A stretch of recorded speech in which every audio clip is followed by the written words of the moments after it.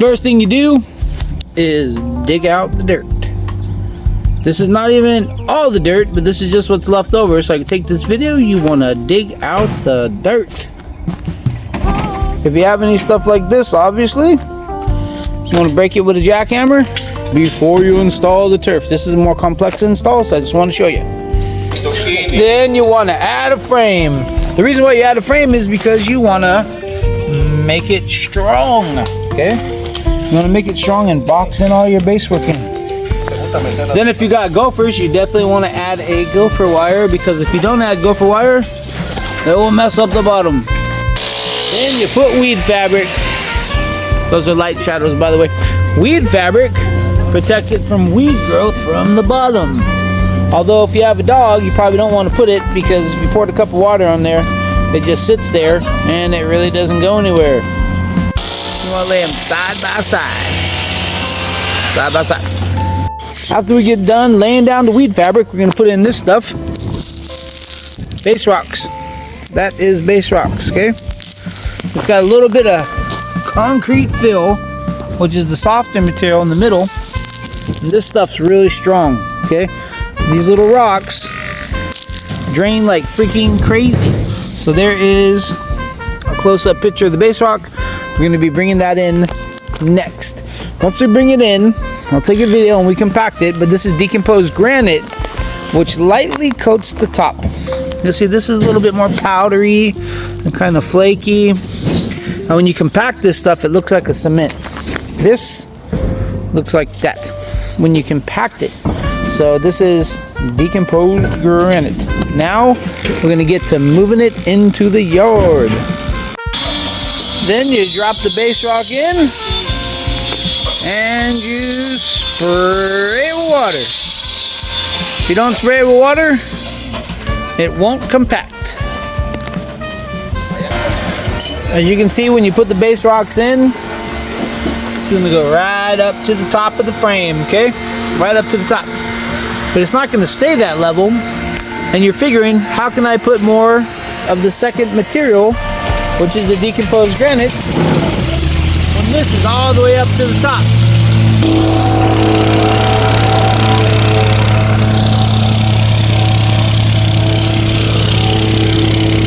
You compact it, it drops an inch.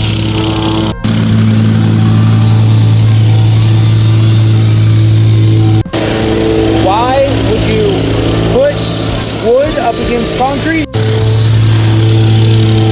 Why would you put wood up against concrete? It's crazy. Because we staple the turf into it. That's why.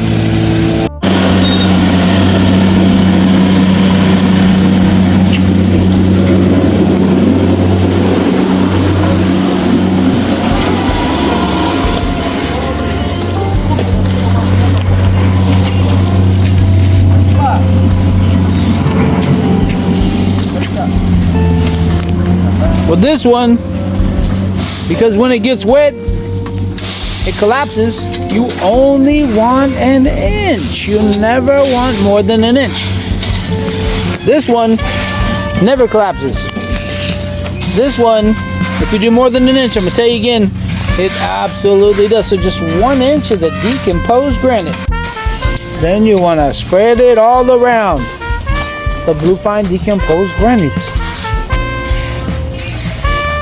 We dump it in little piles, spread it around, spray with water, and we compact it, which I'll show you in a minute.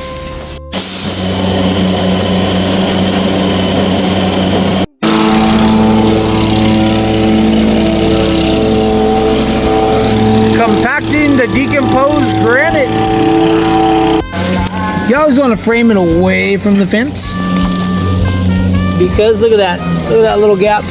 Smarter to do it, because in case they ever need to fix this fence, it won't mess with this work. So that's why we do that. Then you gotta cut it in. Cut the edges.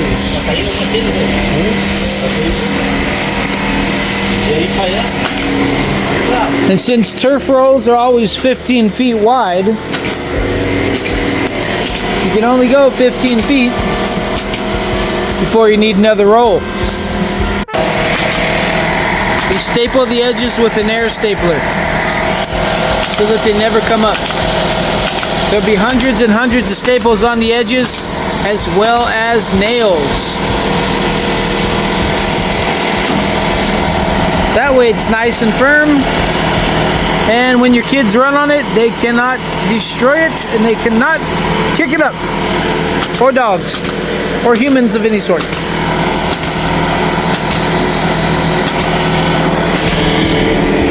If you notice, the base work is very nice and tight.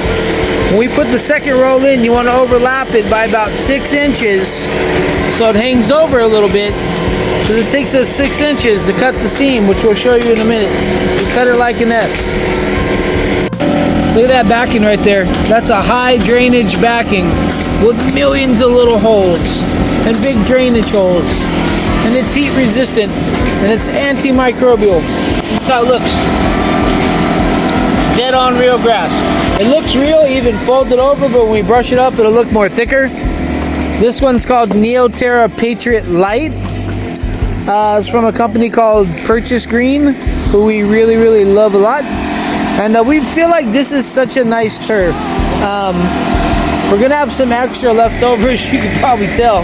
But right here, we're going to be working on merging them together and cutting the seam. Right here, we're cutting off all the extra to adhere to our curved shape. And no matter what, on most jobs, unless it's a big old rectangle, it's just going to be extra. There's really nothing you can do about it. There's hundreds and hundreds and hundreds of square feet. We probably go through about $50,000 in just extra turf that you can't help that. So we don't put that on our customers unless it's like a really weird shape where we got to buy like double. But that's kind of part of the game. You're always going to have some extra. So we're cutting this one, in case you can't tell, like an S. Why would you cut it like an S? To hide the line so you can't see the line. You can tell that the install is going to be really good because the base work's really flat. These dudes are moving. So here you go. There's a big old flappy S seam for you. Now we're going to bend the second piece over and we're going to adhere it to the first piece. Don't go as fast as Edwin. He's really fast. I'm a lot slower than him when I do my lines, but Edwin's in the field every 5 seconds. So this is how you cut an S-seam. S-seam just hides the line. You see how the cuts are really subtle S's, and they're not like really little mountain-esque cuts. Now we're going to roll it over backwards. We're going to mark it. We're going to cut that second piece, which is the vital part to hiding the seam. We use a carpet kicker to stretch the turf, because if you don't stretch it, it is going to be wrinkly. We kick it multiple times in multiple directions, and we nail it to hold that stretch. That's how it gets nice and tight, and we don't have any wrinkles in our turf. And that is the reason why. Yeah, carpet kick the heck out of it. Yep, you gotta cut every edge. You kind of get used to it after a million of them, but every edge is going in very carefully. There's a lot of precision work that goes into the stuff, and that's something that you need to see. So he's just rolling it up to the edge. He's touching it to a certain point, and he cut from another point, so he just connects those 2 points. You always want to cut it from the back. If you cut it from the top, you're going to mess the blades up, man.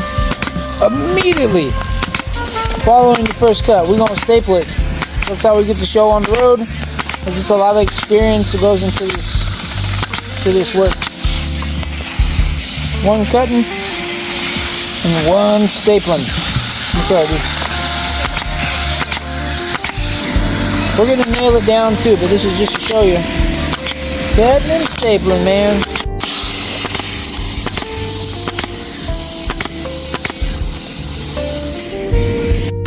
Turf is really directional. You got to look at it in a certain way. Now, if you're coming into this yard, you'll be coming in from this way. Even though Neoterra Patriot Light's a pretty multi-directional turf, I'm going to show you from the other side, and you'll be able to see all the colors. And you tell me. See, when you turn around, look at how dark that is. That is a good looking grass. This one's short and trim, like you just mowed your lawn. There's a lot of trees. So if you got a lot of trees, you might want to consider a shorter turf. It's not really short if you look at it. It's got some fluff to it, a little bit of thickness to it, but it is shorter because you will thank yourself later if you ever have to do any maintenance on this beautiful grass. It looks dead on a real grass. It looks, I can't even tell how real it looks in real life.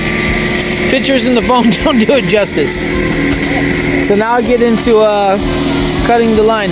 We're going to continue to carpet kick and stretch it all over the place. Like I told you, we stretch it everywhere. It's stretched, it's nailed, the edges have been done, everything's cut perfectly. This is done within a matter of minutes because we're a professional crew. But these are definitely the steps that you don't want to miss. Over here we got little slits. Right where it's going to touch the top of the wave, top of the S.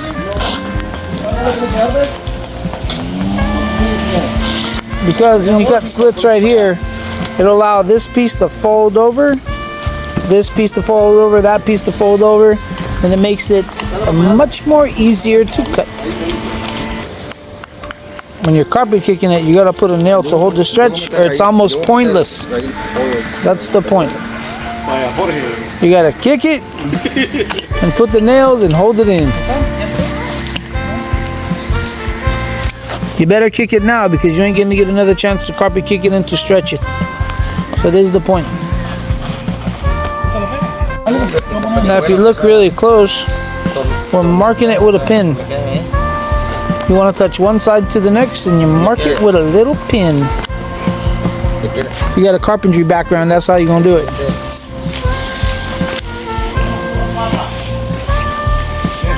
And then, even though it looks crazy, just going to follow those little marks that you made on the back of the backing. Don't worry, we do this all the time. As long as you cut it straight, it will match perfectly.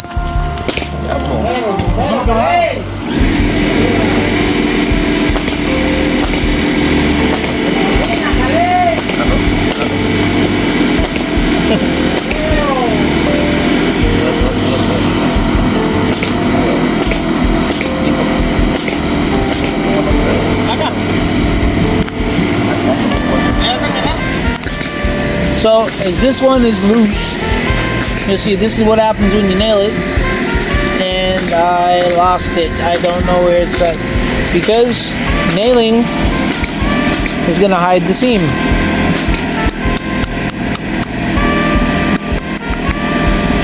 You got to nail it on both sides.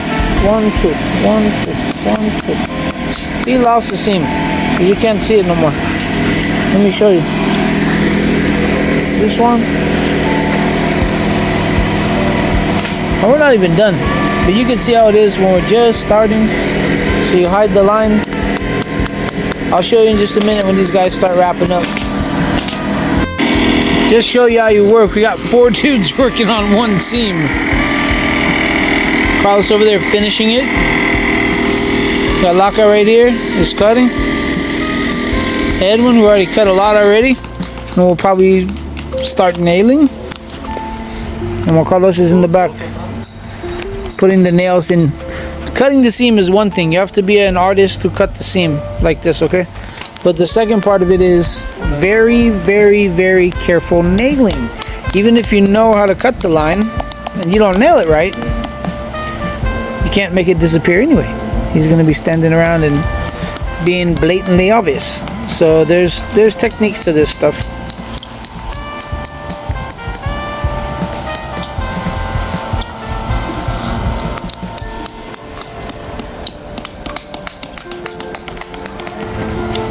But look, you can't see it. Not at all. Perfect. Now as you can see, there's a line here somewhere. But it's completely hidden. As you can see it popping up here. Right there, it's gone. Right here, it's gone.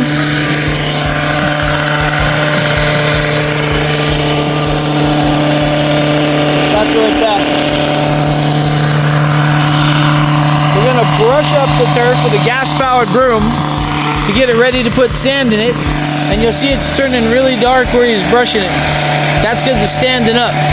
When you see a turf that's not standing up, don't be fooled yet, because when you brush it up and put sand in it, it stays up, and that's how it ends up looking very dark and very good.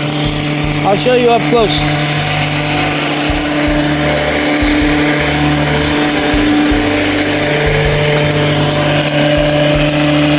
Not brushed, brushed. Out of the factory, this turf comes rolled up in cellophane on a warehouse roll. So when you wrap it with warehouse tape, basically a plastic wrap, it falls over.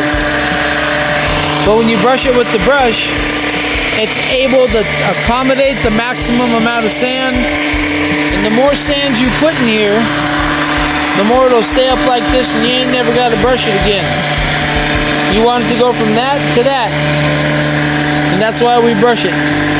But this is 800 square feet, man, and we're doing this one in one day. Right now it's about 2 o'clock, so we're 6 hours in. That's 120 square feet per hour, fully installed. First of all, let me say something. You see this people's house? Okay? And do you see how clean the driveway is? You got one bag of clean trash right there. I'm telling you, it's a clean job site at all times. Nothing sloppy, nothing messy. Look, the only thing we have is these 2 little pieces of tape right there. Other than that, clean job site, fully moving, trailer clean. That's how you're supposed to do it. That's what you call professionalism. Look. All the trucks are in there, all the tools are in there. 6 hours in, 800 and something square feet. I don't need to round it up, just say 800 square feet. Clean job site, tools are in. That's what you get.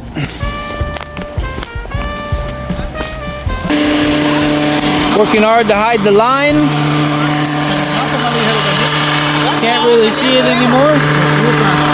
But let's try it there if you can see it. Really? Back here, I don't know where it's at. I have no idea. I think it's here.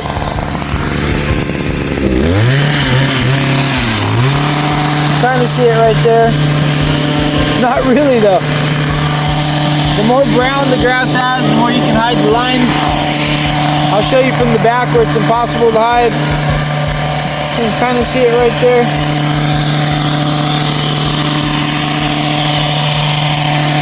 No sand, no nothing.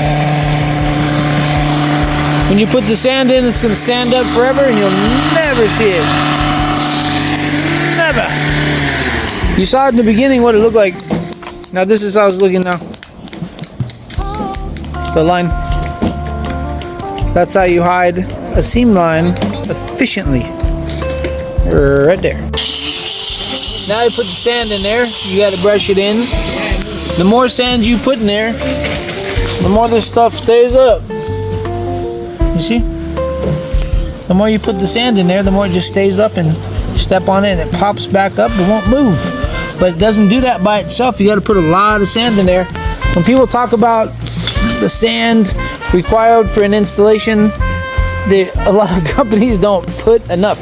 You gotta sand it, brush it, sand it, brush it, or else you can get it all in there in one shot. Just brush it in one shot, but you gotta do it like that, or else it's gonna start laying back down again. When we leave, we don't want it to lay back down, so we use a seed spreader and we sand the heck out of it. Now we're brushing in the sand with a gas-powered broom. We're going sideways so we don't knock it all over this part right here. We don't want to make that dirty. Want to keep it within the realms of the turf. Over there, putting more sand. There goes that. Over here, clean up all the bags. Super clean job site all the way through.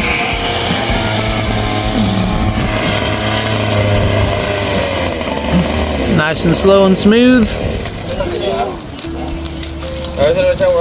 Finishing it up.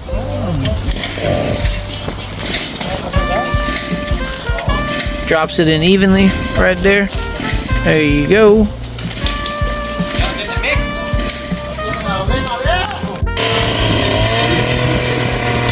Almost done.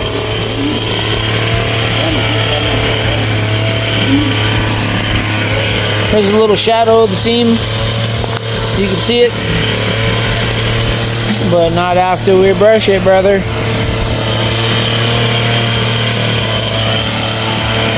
I'm showing you from the back so you can actually see it. When you look at it from the front, you can see nothing. Brushing in all the sand.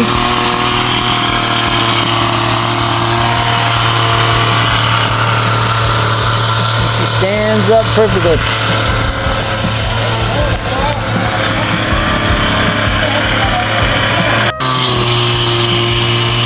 Now it's really standing up. All the sand's going in. And it'll never move. Put a lot of sand. The more sand you put in there, it just stays up. You can step on it.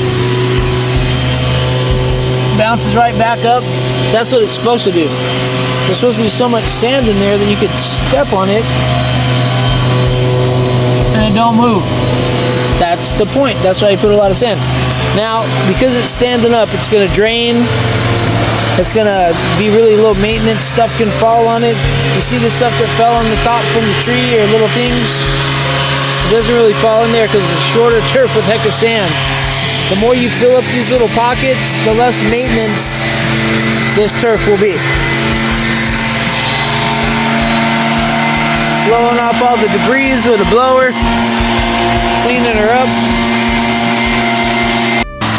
Watch the line disappear. There you go.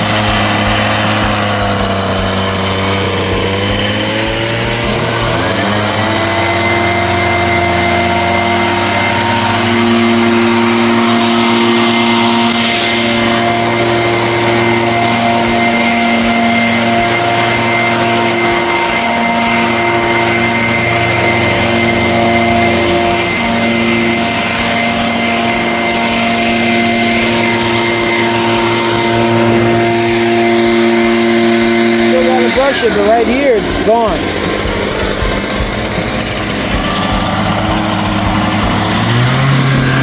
She's gone, brother. Like I told you, it takes a lot of sand. Anyway, we're getting there.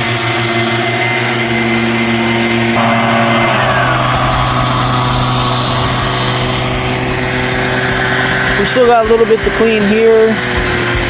We got 4 more bags to take back. We got one little piece of turf right there that we need to take into the back of the truck.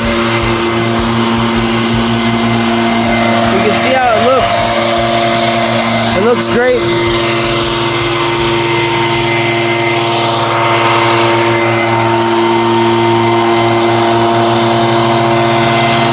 Nice and clean. Let me walk back here and show you.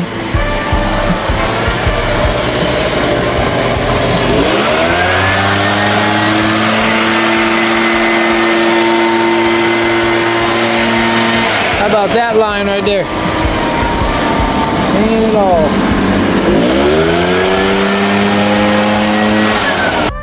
There you have it. We're finishing it up. You can kind of get the idea.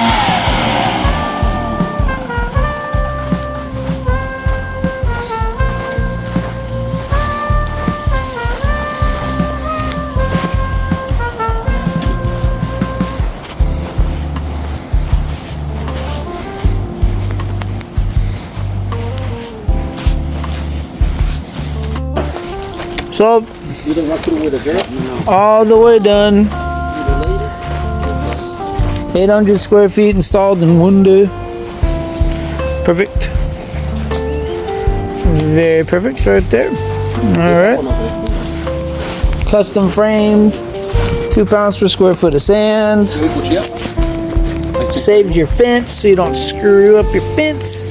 when you put in a new one, if you ever put in a new one day. Let me show you the natural, realistic looking, beautiful turf. This yard's so beautiful right now. Let me show you. This is a good looking yard. She picked a good turf. The better the shorter turf for the tall trees to drop a lot of stuff. A lot of people do long turf around trees. Now if you put a lot of sand like we put, it's okay, you can do a tall turf. But man, the short one's gonna be a breeze. Life's gonna be easy, low maintenance, no maintenance. Very pretty. 800 square feet. And this one is done.